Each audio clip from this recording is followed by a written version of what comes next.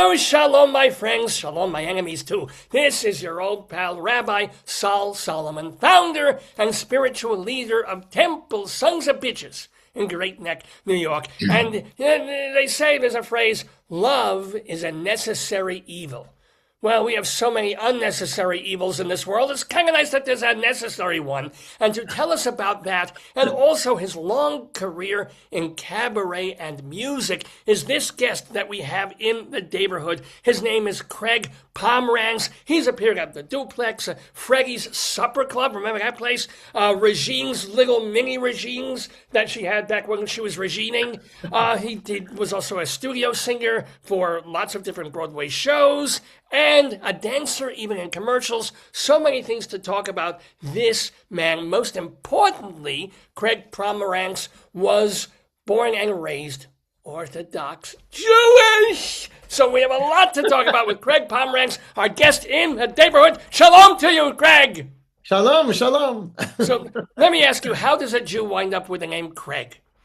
That is a real, because it's very Scottish, although there are Scottish Jews. I have no idea. And I absolutely don't. And I'm sure I asked my mother, and I was the only CRAIG that I knew. Oh, I'm sure. Growing up, I mean, there was like one other, and he was Catholic. But these things happen. And was POMRANZ like your Ellis Island thing, or was it POMRANZ? Or what? We are the only POMRANZers. No E, no. The very first review I had in the New York Post was POMRANZ, no E or T. We're the only POMRANZes spelled that way. If there's a POMRANZ spelled that way, it is either my nephew or my niece or a brother. So let me ask you, and I wasn't kidding, you actually were, you weren't Haredi, or were you? You weren't a chassid, you were modern Orthodox, or what?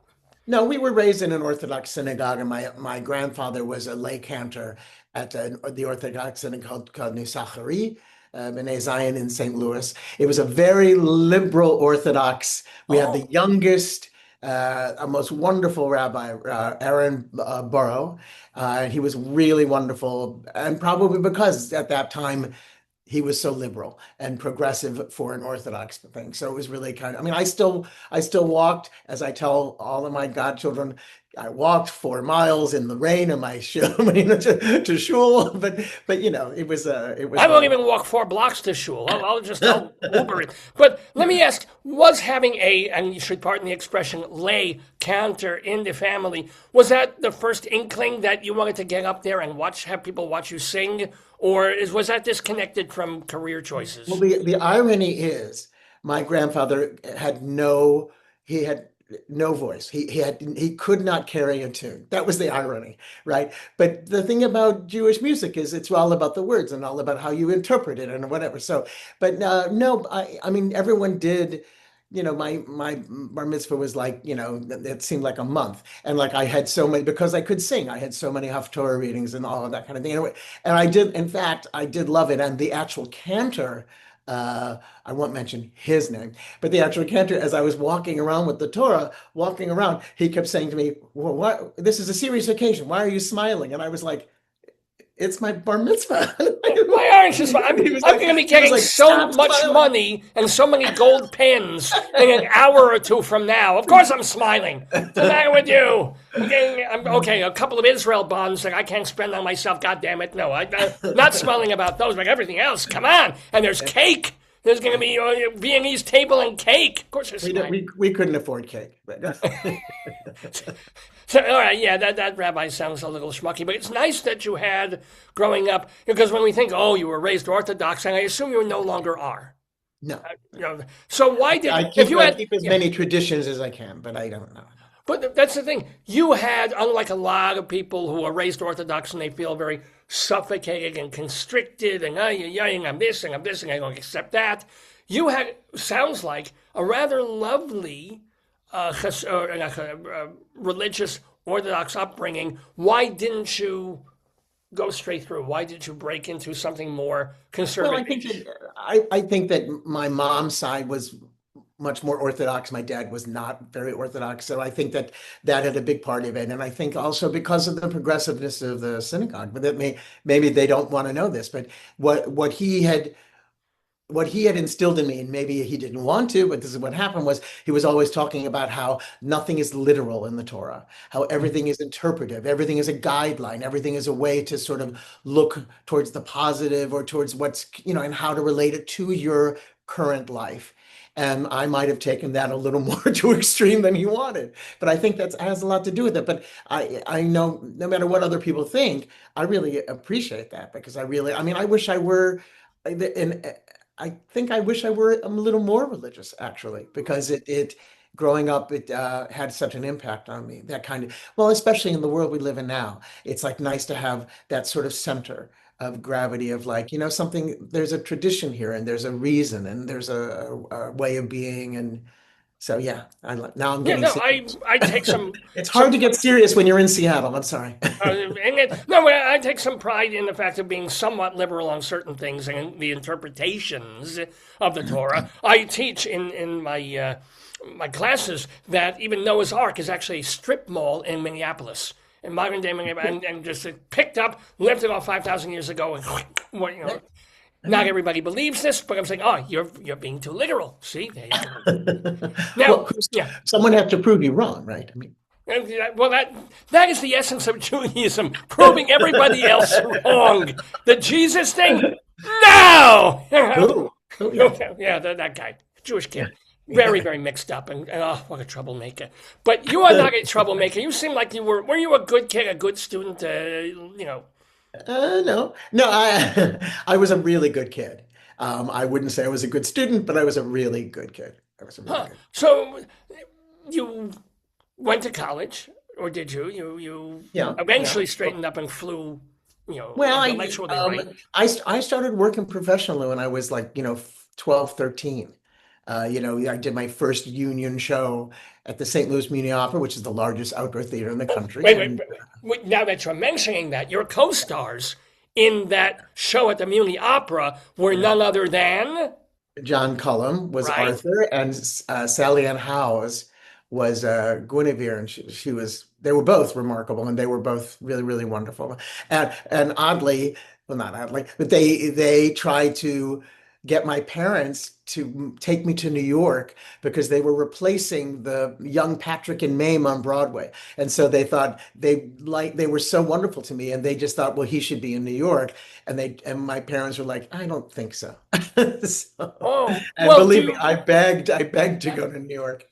and eventually made it to. This is the thing. When was that decision of like, if I'm going to make it here, I can make it anywhere, but I better make it there. When did you say, I can't stay in St. Louis, I'm going to Nueva York? I just think it was always something on my mind. I grew up with all those movies and whether it was Judy Garland and Mickey Rooney or whether it was, Leslie Caron, who I'm going to meet in June, I hope. I'm excited about Leslie Caron. So when I'm in London, it just, where do you go to make, and I'll make a sentence in a second. I think that my parents, um, they believed in me and loved me and loved that I had this talent as they saw it. But they really, in St. Louis, they were just like, how are you going to make a living that way? I mean, they really didn't understand that. I started bringing in money to the family when I was, 12 and 13. So, then it was like, even in St. Louis, you're not going to make a living this way necessarily. Obviously, people can and people do, which is a wonderful thing. You can make a living in the arts wherever you live. You just have to figure out how to do it. And you And have to eat spaghetti, 3 meals a day, 7 days a week, yeah, basically. And even the the Chef Boyardee, which you get free from a tin in the place where they give poor people free food. But then you can make a living. yeah. Well, no, you have. So eventually, I just knew that I would have to do that. They were the ones who like, wanted me to go to. I got a scholarship to Carnegie Mellon, and which because all these places in the Goodman, which is where I went, it's like they couldn't afford anything. So a lot of it was me sort of navigating all of that. It's not a bad thing. It's just sort of So what wait, happened. were you at the Goodman Theater in Chicago for a bit? Was that Yeah, in the theater, the in school. oh, okay. So what's something that you learned from there? Because this way, Chicago, there's a style of theater in Chicago, certainly 30 something 40 years ago, that Yeah. was very, very I wouldn't associate necessarily with you or Orthodox Jews, but it was, the Steppenwolf, the Goodman, they were fighting each other, screaming, throwing blood and phlegm around the stage. What was it actually like in the Goodman Theater School? I was oblivious to all of that. I was a young person focusing on how am I going to learn more and do better. I mean, it really, that's all it was. But I will say they were some of the teachers were extremely intense. And it's interesting how uh, you do an improv class and they just like push you to a limit. And at some point, even at my age, I was like, you don't really have to go to this limit. I was in a class where I was in this improv, I was strangling somebody and they were like, harder, harder, you got to put it. And I was like, something? I'm not here to hurt somebody, and they really wanted me to like tie the new, it's interesting. Yeah, no, not. And again, I was that was the Chicago theater of the time, but That intensity. yeah, you don't have to be John Malkovich to be John Malkovich. If you know what I'm saying. I have no idea what I'm saying, but so you come to New York, but weren't you mostly New York at that period more concentrated on dance than anything Well, I else? got to New York because of Jose Limon, was a modern dance company. So Yeah. that's I badly I took that opportunity to get to New York, and I would hang out in piano bars and someone this guy named Ted Hooks who was a master of had many clubs and anyway he was quite something, and he said to me, someone canceled 2 weeks from now, someone canceled an engagement at my club.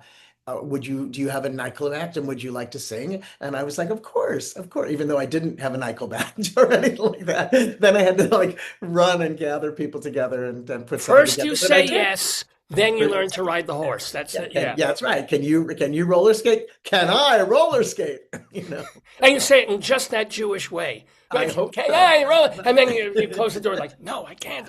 I'm screwed. But so this is so the club engagement though was singing. And Yeah. what And I songs do you remember what songs you did in that first club thing that you got?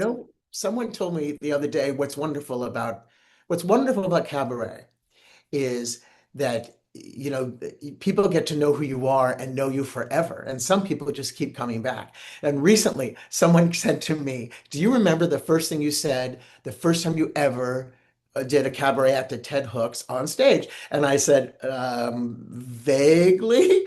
And I said, why? And he said, well, because he said, you can't do it now. And I said, what do you mean? He said, you came out and you said, my name is CRAIG POMRANZ and I am what did I say? I'm an international terrorist.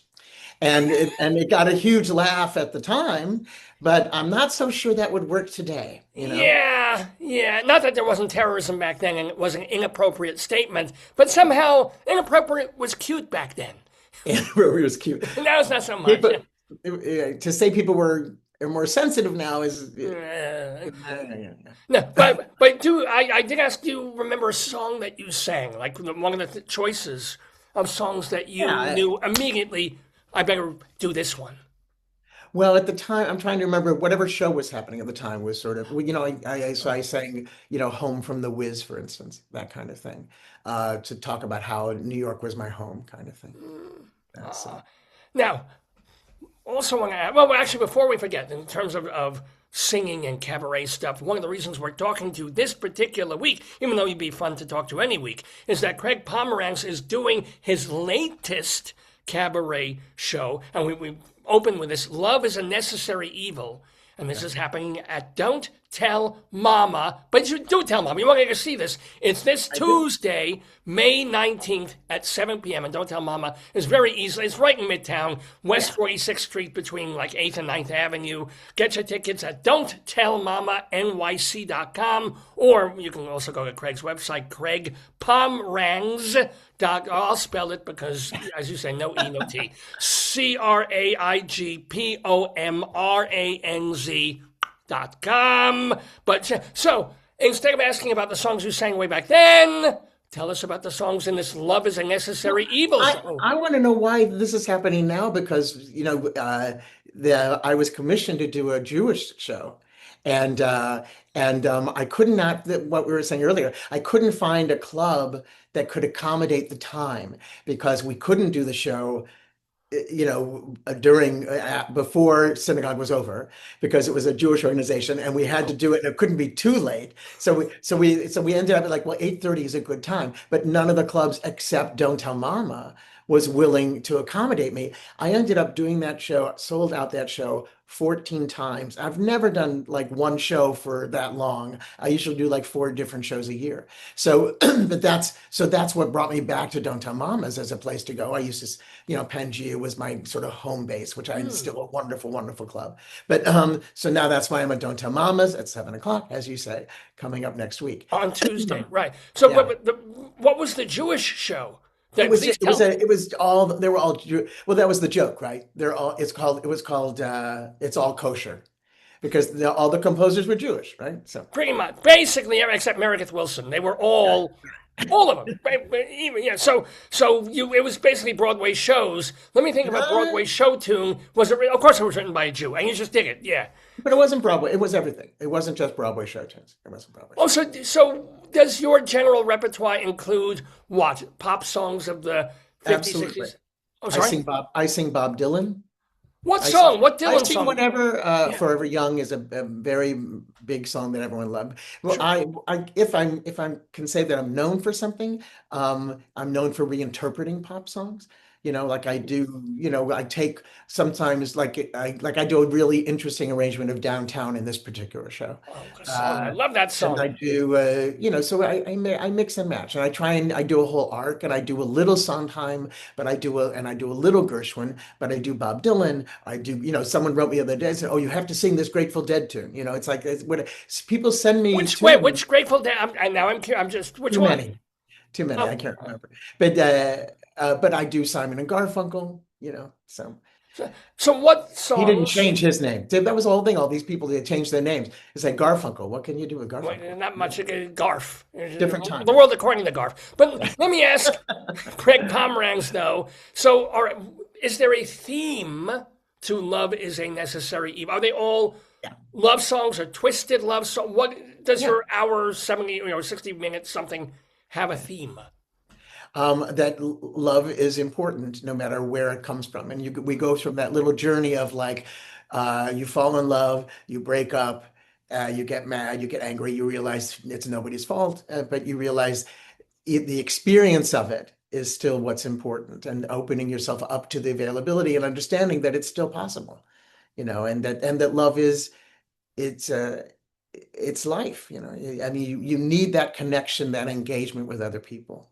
So let So me ask you, and not to get too personal, but let's get too personal. too How, late. how does that love connection for you? Are you in a couplehood? Were you? What was your situation? I've been partnered since high school. Same person? Hmm. Well, Wait, I guess more university. I mean, we met in high school, but it was wait. Somebody, is there a ring on it? no. Wow. Why are you choosing now that If you it, can't? Yeah. uh, it wasn't a thought at the time. It wasn't a possibility or a thought or even it just didn't occur. Um, and then, so that's really why. I mean, no particular. I mean, it's funny. Yeah, it is something you always sort of want to do, but then you sort of feel like, I travel the world. I'm doing these things. I'm doing these things. You're doing these things. We're all, I mean, the love is there. I mean, listen, I say that, but it's what, high school. So it's only been like, 20 years. Don't Okay. you laugh, don't you? I'm just kidding. No, I mean, it's obviously, I don't know if it's an anomaly. What I do know is that, we feel the same way, and that same passion and that same laughter, and which is a big part of it, is just the communication and the laughter, knowing who you live with. Yeah, and Mm. believe me, I give advice all the time. I have to give Well, because advice. people are going to come to you and it's like, how long you been? Oh, you've been in the relationship this? Please, please. My last relationship was 4 months. My last was Yeah, 2 years. This. It was on yeah. Bumble. It was Tinder. It was this. What were you? What's your secret? And you're supposed to laugh People and people yeah. give up very easily. Mm. People give up and they think there's something better in the next thing, and then they give up and they don't. They don't necessarily see what's right in front of them, and they don't know who they live with. It really is. If you know who you live with, all of those faults and all the good, it's like you can surmount anything. You can discuss it. You can create something. You can make it better. And maybe that means, yeah, this isn't working. It's not making me happy or us happy. So why are we here? So I So, I wrote a children's book. I don't know if you know that, and it's yeah, I was going to ask about because there's someone named Rafi in it, and that's yes, confusing because there's a my very godson, popular children's singer named Rafi, and I thought it which was I knew about nothing him. about. No, Yeah, I knew so nothing about it. It's based on an incident that I had with my godson, and it's in 12 countries and 11 languages or 8 languages, and it's being reprinted now with a black illustrator, which I'm very excited about. But and Amanda McBroom and Michelle Browerman wrote a song for it. They read the book and they wrote a song for it, so that I recorded. It's really what a song wonderful. for? Is there a The book, musical of it, or the the book will book. come with a So song? whenever no, it doesn't come with it, but whenever I would do a book tour, I would sing the song and stuff. Oh, they wrote a song for the story. So, and Yeah. the story, by the way, the book is called "Made by Rafi," which you co-wrote with Margaret Chamberlain. She was the illustrator, right? Oh, she actually was, but now we have a I black wrote. illustrator, someone else, right? Now, yeah, we're reprinting it with a black illustrator, so it'll be something else. So, where did the idea? Well, of Why was I course, talking about that? Oh, yeah. because what we were talking about is because I love doing podcasts, and I do a lot of podcasts and usually parenting podcasts, and we have this wonderful serious discussions, and at some point someone says, "How many children do you have?" And I have to say, "Well, none." It's like so they're like, "Oh," and I said, it's all common sense. Life is common sense, so. If only everybody took what you just said as the truth. So here's another too personal question: Did you and your partner make the decision not to adopt at some point?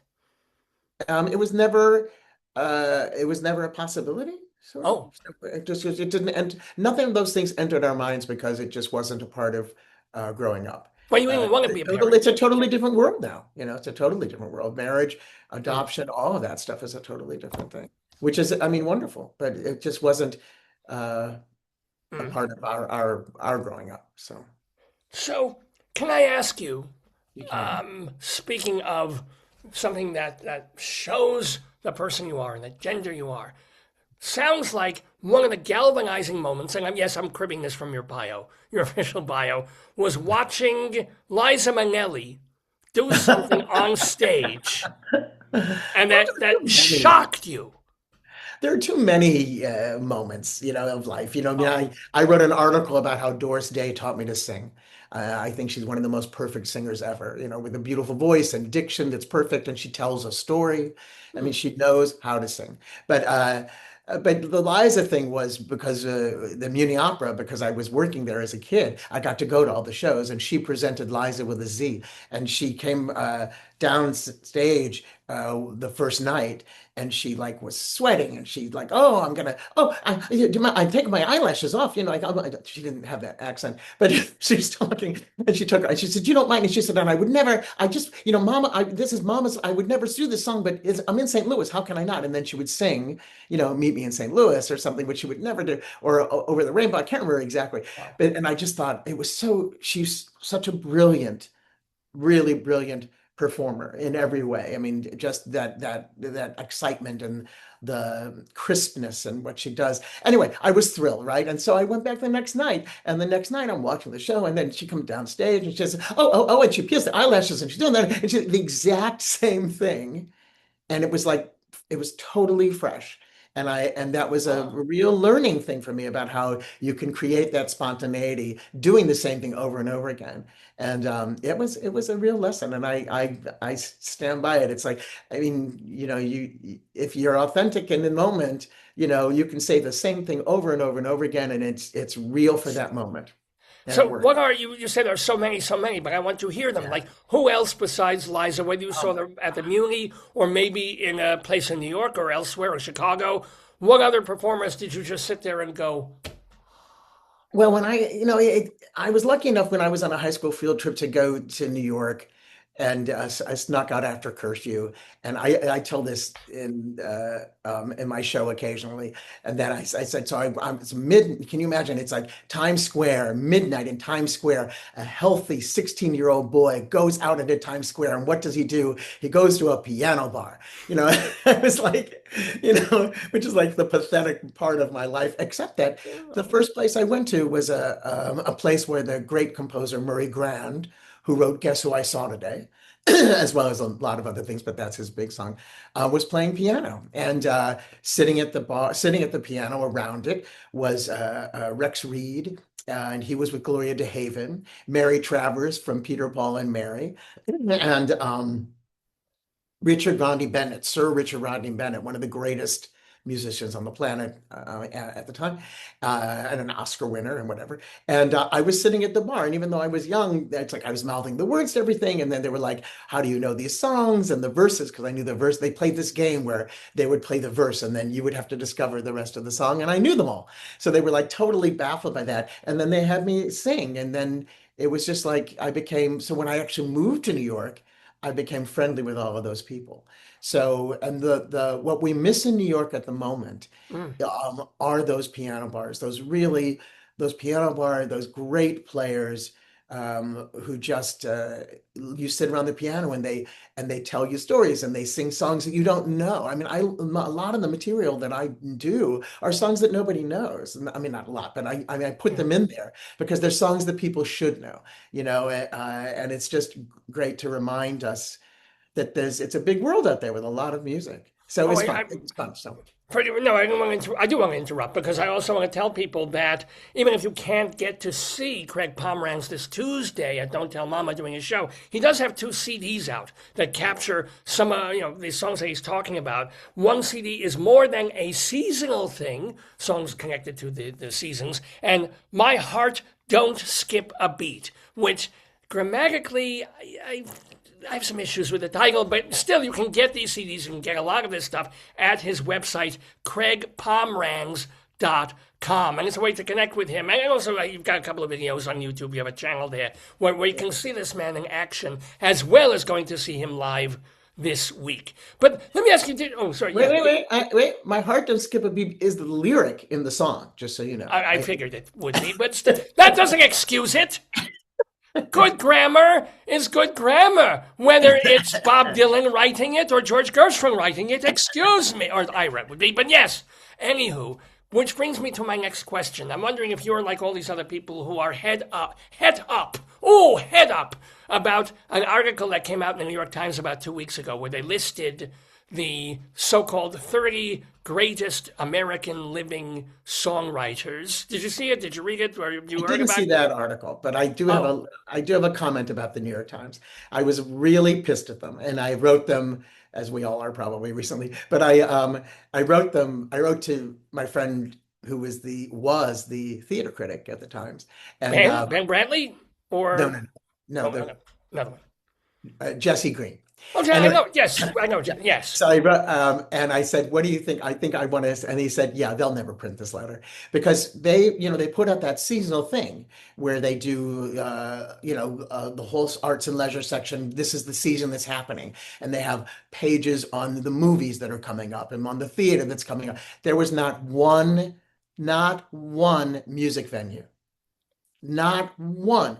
What I wrote to them was, something, the economic part of cabaret and music venues in this city is so huge, and to ignore that is it's just really unbelievable to me. I mean, we're talking about just not employing the performers, but we're talking about, restaurants and servers and all these people. And there's not one mention of any, they didn't even mention, and I'm talking about the small clubs, but they didn't even mention the Carlisle or 54 Below. They just didn't mention any of them. So it was really appalling to me. So Did they that's my print your letter, or did they post it no, somewhere? Did no, no, no, no, no, no. you never. It was. So you mentioned that one thing that New York is missing that they used to have was these very chummy piano bars where people sing around and learn. What else? How else is cabaret different now in 2026? Particularly in New York, you do it all over the place. But Right. than it was when you were first doing clubs like Freggy's and Regine's and Yeah. places like that. Um, well, I think that it's become. it's become a tad more formulaic. Hmm. So that you get, that when I teach a lot of master classes, and when I teach, I'm always like, a million people have beautiful instruments, a million people sound good, and that doesn't mean they know how to sing. But we have to learn, I guess, how to embrace the new generations of people who have grown up with these TV programs like The Voice and all those other things, where they think that vocal pyrotechnics is what makes emotion and what connects you to an audience. And the other side of it, another article that I wrote recently was cabaret versus concerts. There's a very big difference. Most people have never experienced someone singing 5 feet in front of them. They're used to like these huge venues and looking on a screen and seeing a little dot on the corner. And that's how they learn how to enjoy music. That's why when you go to even the Broadway theater now, they're screaming in the middle of the show. And I'm like, let them do something. Why are you apply before, right now you're applying the standing up, and it's also probably the cost. They figure I paid this much, I should stand. But it's an interesting thing to me. So it's a little for me. There are a lot more clubs than there used to be. That's the good thing. A Oh, lot of clubs closed, but you now have Green Room 42, I think it's called, and you have yeah.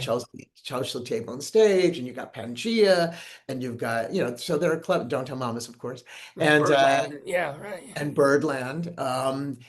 It's a lot, but it seems a lot less sort of intimate in a way that I like, and it's all very subjective, right? I mean, this is what I like. You get a lot of people, performing, and And it's that's interesting you also mentioned those competition TV programs that teaching people go, sing like losing a moat and do this and that. But you speak in terms of a competition sort of thing. I am curious about this. You were a model at an early stage of your career. You were a hard to Ford. believe. I know. No, it's not that hard. I mean, a good-looking fella, you know this for a Jew at least. But you know, there were pictures on your website of you as it says the Ford years. You were a Ford Yeah, model. So yeah. when you see, or I assume you watch the America's Next Top Model and those kind of, or you don't even look at them. You don't even I don't know. watch those shows. I don't really watch. Yeah, I don't watch it. Yeah. You don't, oh, okay, cool. So, but was there anything that you learned in your years of posing and that Well, you have carried with you Well, for? I'll tell you, can we come up with a little serious conversation here? And that is that Eh, when the Me Too movement came out, yeah. um, I was like, yeah, I understood where it's coming from, obviously what it's about, who it's about, and I wasn't trying to, uh, what's the word, when you try and take it over? Co-opt maybe or Co-opt it. I wasn't yeah. trying to co-opt it, but nobody ever talked about what men go through, right? So when you're talking bring up the modeling, I was modeling for hired to model some clothing, and it was wonderful, and the clothes were great and other things. And this photographer, very famous photographer, he kept saying, we should continue. Let's just continue. So he said, why don't you take off your shirt and whatever to the point where Mhm. he got me completely naked and took photographs of me, of which a lot of people are saying, "Where are those?" But no, but I'm But he laughing. didn't touch you. It was still I'm just. laughing about it. He didn't touch me, Uh, but he took the pictures, but he didn't touch me, and yet afterwards I felt really odd. Like, well, how did that happen? And why did that happen? And how did I allow that to happen? And how did he manipulate all this stuff that one goes through? Let's talk about Now, another do you time. want to mention this photographer by name? Because it's interesting that you don't. It's Yeah. interesting that this person put you in this mental situation, did something that he sort of had consent to do, but sort of not, and you were a grown person at this point. But at the same time, you're not going to. I was still a teenager, wasn't I? I was still like, well, I guess I was 20. That's good. Yeah, Yeah, as an yeah, adult. But, yeah. but you won't, at the same time, you don't want to call him out by name. No. Why? He's passed away. It doesn't matter. Oh, It's well, not gonna hurt. even more the reason to just say who it Uh, was. and also there's an element of, and this is probably wrong, so you're probably right that I should, but it's sort of there's an element of like the nature of the business. It's like part of what I think people how I'm navigating now is that, and this is not just true in show business. This is true in life. Everything that works in business or whatever, it's all about flirtation. It's all about like me. Do you want to work with me in whatever way that could be? So, I think there's an element of how much did I make it happen, you know?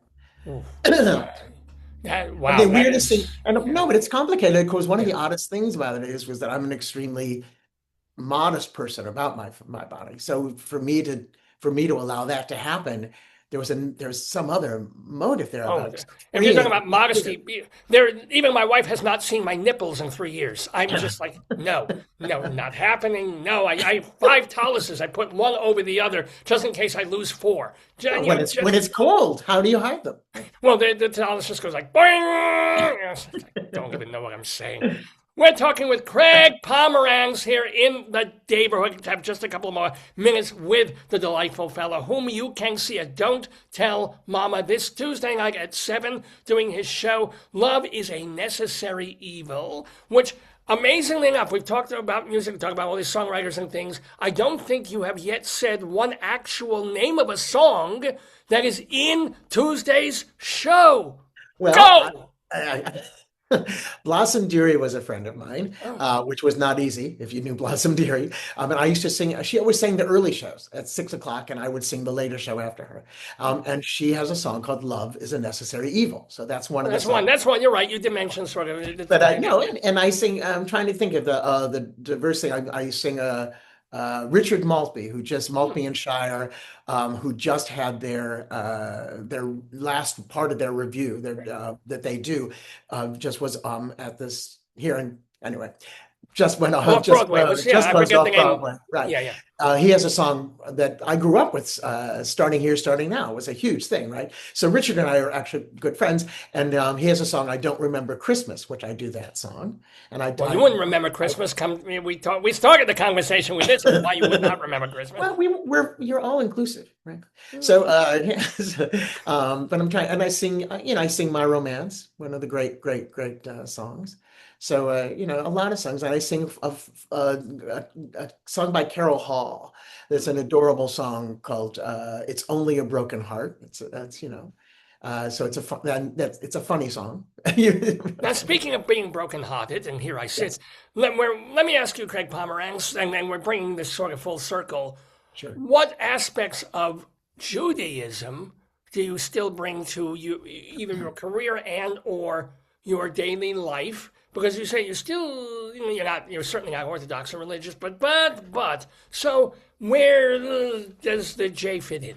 Well, let me put it this way. Mm. I make my own matzah for Passover. I have my own Haggadah that I put together that I really love that contains poetry, and it contains a story from Ruth Reichel. I don't know if the great food critic. She wrote a wonderful story about her first Passover called The Night in Charleston, I think is what it's called. That's part of my Haggadah. And we do the Hebrew. And more importantly, Mm. we finish the whole Haggadah. No! You don't get into horrible arguments for 3 hours like they do at my house? Well, not that. It's just usually people are like, enough already. Yeah, after the meal, it's No, like, I'm like, all right, I ring a bell and I say, this is it. We're finishing the Haggadah. and the last is 20 minutes, by the way, from the meal to Chad Gadya. It's like boom, boom, boom, boom, boom, and still nobody wants to do. But good for you and for your partner too. By the way, how many people do you have? A big thing, or do you just keep it intimate? Or This year was 18. the perfect Jewish number. Oh my God! Okay. If I could kvel any more, it would hurt me. It would actually physically hurt me to kvel more than I am right now. Good for you. So, but you don't celebrate. You don't keep the Shabbos. This is fine. Or how often do you go to shul? Not often enough. I mean, we do we go to the convention center. They have this huge, oh my God, oh my God, Not the Simchat chat. Torah, B'nai Simchat Torah, I think is what Oh the yeah. congregation is. Because it's so large, they do it at the convention center, and we donate money to them and go there for the high holidays. That's the most important thing. And then, I mean, if someone invites me to Shabbos dinner, if I'm available, I'll go. I mean, I travel a lot, but so it's good. Oh, it is good. It is good to be talking to CRAIG. But by the way, what's your Hebrew name? Because you've Yechiel earned this. Feivel. Fi- Yechiel Feivel. Look, wait. Something Fievel? What? Yechiel Feivel. Yechiel Feivel. So first name, middle name. Yechiel is your first, and then Feivel, which is Philip, which is the host of this program, his late father's Hebrew name. So it's Huh? even more. It's even So, bigger. Yeah. can I say one more thing? So my family is the oldest existing Jewish family organization in America called the Cantor Society, the Israel Cantor Society. So, When your family is the Israel my Cantor. my father's side of the family, his name was I don't know where Pomerantz came from, but the other Cantor is what the Kantrowitz. So again, what's funny is the beginning, the earliest great whomever, his name was Feifel Yichel. So nobody remembered this, but when my parents named me, they named me Yichel Feifel, not knowing that that was my great. It's, I love you know what? that. I love That's a that miracle. synchronicity. Yes, yes, it is. If So if only he could sing, that's even going to Cantor who couldn't. That still boggles my mind. It's Yeah. like. Yes, God, man. Yes, God, Uh, schmega. Yeah, I would not yeah. want to. I would just sit You, through you that. know, you kind of sound like him, yeah. But if you want to hear good sounding singing and music, then folks, you have to go on Tuesday night to Don't Tell Mama the Club to see Craig Pomerantz with his show Love is a Necessary Evil. Get your tickets. Don'tTellMamaNYC.com is their website. To learn more about Craig, it's Craig Pomranz, POMRANZ.com. Craig Pomranz.com. Also get his book, Made by Rafi. Get his CDs, More Than a Seasonal Thing, and of course, My Heart Don't Skip a Beat. I have one more question before we sadly let you go. And it goes back to the dance thing, because one of the other things that you say in your biography is that in the early stages of career, when you weren't taking off your clothes to model, you were putting on ridiculous things to dance in TV commercials. You were a Oh, yes. please, you were a Pringles can, a Yeah, Barbasol shaving thing. so they say they call me in, they call all these dancers in for this commercial for Brute for Fabergé, which was with Joe Namath. And so he was like the spokesperson, and he was going to stand there, and we were all disco dancers. Like we were going to wear white suits and disco dance and stuff like that. And so they called us all in, I mean, a lot of dancers, and then they narrowed it down to six of us. And we go in for the call for the actual, and they say we've changed the whole idea. And I said, and we were like, okay, fine. And they said, get into this, and they gave us cans of deodorant where you could see like our like hands and our feet, and we were like, and you want, and then my favorite thing was like, we'll choreograph you, and I'm like, choreograph what exactly? Like, so I think I was a can of Brute. I'm not sure. And then there were three others like Tussie or like different deodorants that people have. But it was like, and then so but we did postcards and pictures. I mean, it held me instead for a long time because they're all over the counters and the pharmacies and stuff like that and department stores. And my mom was like, oh, those are his feet. But and what was really good about it was whenever there was a commercial where they needed someone, a dancer or someone in a can or some object, they went to us. So we were always like the ones, we were like the designated under people, or so I don't know what you would call We it. can, but I am. Were you able to see through Yeah, yeah. There was like it was like so like a a mascot mesh. It was costume? like You can a actually see what mesh. you're doing. Yeah, it was Yeah. a mesh that you could see. Yeah. Wow. Ah, Craig Palmer, I have even more somehow respect for you for doing that than I even do for being orthodox. Well, not more for being orthodox, but for your music, for your dance, for your teaching too. You're saying, are you I still mean, coaching? Or? I was in Seattle teaching master classes, and I teach master classes at different festivals and stuff like that, and then I sing in the festival. So yeah, I was in Seattle. So, It was and great. people want to study voice though with you. Can they contact you somehow through Well, the website or oh, I would love to do, yeah, and they can just contact me through my website or if they see a festival that they're interested in. And what I like about it is because a lot of people are teaching master classes, but I'm not teaching voice because I've never had a voice lesson. So I'm not teaching voice. I'm lucky enough that my dad could sing, but I'm teaching how to tell a story through song, and and how to make it personal to you. It's a very different thing than just making sound. So I'm very proud of it. And I love my students, and they keep in touch with me, and they ask me for material, and I'm happy to give it to them. And, it's great. It's Are really, any of your students well known? Can you develop? Not I yet, mean, well not known. One is well known me, but I know not, maybe like in their particular town, maybe, but not. Yeah. even so. You are well known and beloved by us now. CRAIG Pomerantz, Yechezkel Feivel, what was it? Yechiel Yechiel. Feivel. Yechiel Feivel, Pomerantz. We wish you many, many, many, many, many more years of teaching, singing, a little bit of dancing too, in and out of cans. And all good things and many good Shabbases to come. Thank you for Thank joining us you. in the This was great. You were great. You're really great. Shalom. Shalom.